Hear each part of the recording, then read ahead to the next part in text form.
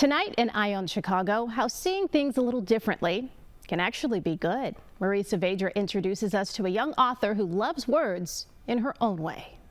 CC Santagata says dyslexia doesn't define her. It's just part of who she is. In fact, she calls it her superpower because it's taken her to new heights. This is a very big day in the library at Creekside Elementary School in suburban Plainfield. It's the grand opening of a special section with books dedicated to understanding dyslexia. And one of the authors featured is Creekside's own fifth grader, CC Santagata. My family's here and my friends could all support me doing this.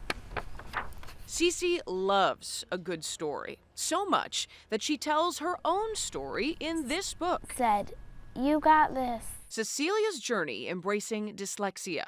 The key word, embracing.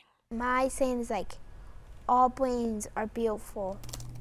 District 202 reading specialist Denise Wilson has been working with CC for years and says dyslexia is often misunderstood. People always think of the flipping letters, and that's part of it. Some of those letters could look like other letters, and so it could just be jumbled because their brain isn't connecting to what the letter is. Or in a sentence, having, say, a 5-word sentence, they might have all the words but mix them up in a different order. CC says looking at words is fine for her, but actually reading is a different story. The words aren't connecting or kind of dancing on the page.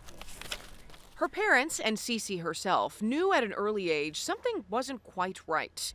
CC says when she finally got her diagnosis, it was a huge relief just to know what was going on. I understand.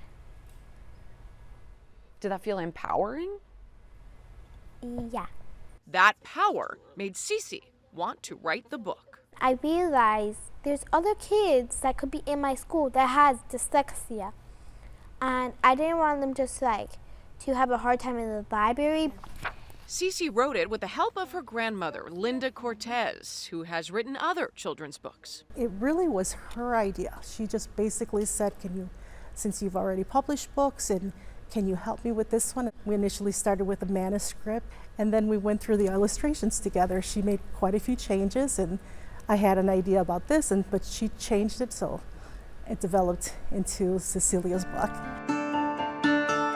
CC wanted the book to be part of the school library, not just for kids with dyslexia, but for all students and teachers. Everyone in the school has just been like, wow, CC, that's so great.